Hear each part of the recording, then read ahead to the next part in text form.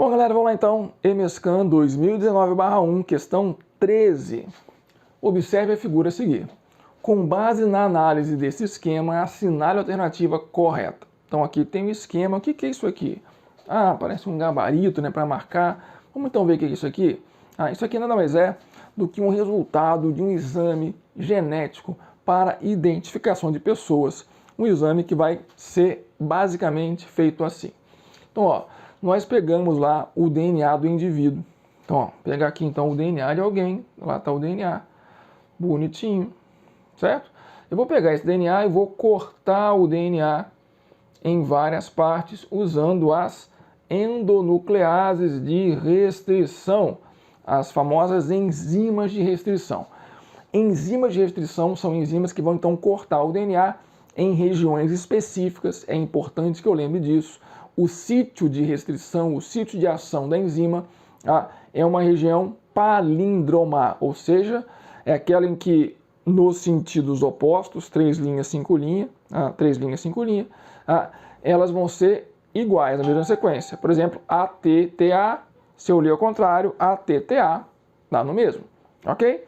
Pois bem, então vou cortar. Então olha aqui, ó. Peguei o DNA, estou usando 3 enzimas, ou melhor, 2 enzimas de restrição. A enzima 1, que vai cortar numa região específica, a enzima 2, numa outra região específica. Quando eu uso, então, as 2 enzimas juntas, eu vou ter o resultado que está lá. Então, trato o DNA com essas enzimas de restrição e vou observar agora o resultado, certo? Então, ó, observando o resultado, eu vou ter, então, essa análise aqui, ó, possível de ser feita. Eu vou ter isso aqui para analisar. Eu olho assim. Então, percebam, eu vou ter vários fragmentos.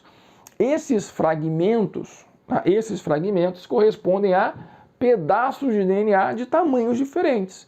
Então, ó, eu vou colocar esses fragmentos numa plaquinha, num gel, pode ser de agarose ou de poliacrilamida, mergulhada aqui, ó, numa solução iônica, uma solução salina, ionizada. Lá o polo negativo, aqui o polo positivo. Os fragmentos de DNA têm carga elétrica positiva. Minto, os fragmentos de DNA têm carga elétrica negativa, foi mal.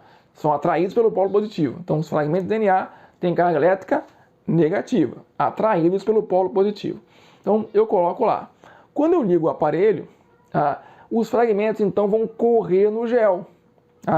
Vai correr aqui no gel, sendo que os fragmentos grandes, ó, maiores, ficam mais próximos da origem e os menores vão correr mais, vão ficar mais próximo do polo positivo, certo? Pois bem, essa técnica aqui é a técnica chamada de eletroforese. A eletroforese é essa técnica que vai gerar esse resultado que está aqui então, olha só. Então eu tenho aqui, ó, o DNA com as bandas de cada indivíduo. Cada indivíduo vai ter, então, uma sequência específica. Assim como nós temos uma impressão digital que é única, que é específica, que é individual, cada um vai ter um resultado único desse. Por isso que esse resultado é chamado de DNA Fingerprint, impressão digital de DNA. Como é que eu analiso isso aqui? Se eu quero ver se essa criança é filha daquele homem 1 ou do 2, o que eu vou observar? Sempre para esse tipo de exame. Compara a criança com a mãe. Você vai observar o seguinte, tudo aquilo de DNA que a criança tem e a mãe não tem, obrigatoriamente tem que ter vindo do pai. Então, ó, essa banda aqui a criança tem, a mãe não tem. O suposto pai 1 tem. Essa bandinha aqui, ó, a criança tem, a mãe não tem. O pai 1 tem. E acabou. Só essas duas, ok?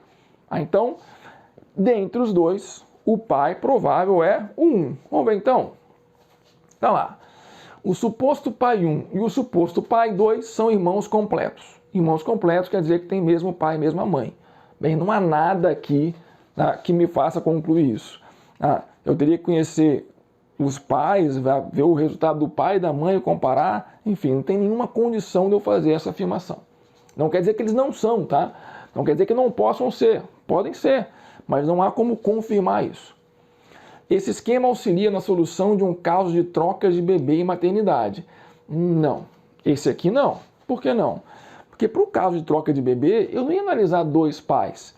Eu ia analisar 2 casais e um bebê, para comparar, para ver quem são, ou quais pais são, qual casal é pai da criança. Então, esse esquema aqui não me ajuda numa troca de bebê. Não quer dizer que esse tipo de exame não sirva. Esse tipo de exame serve, só que aí eu teria que pegar os 2 casais que se consideram pais da criança, a criança, e comparar para ver qual casal é o pai da criança, ou são os pais da criança.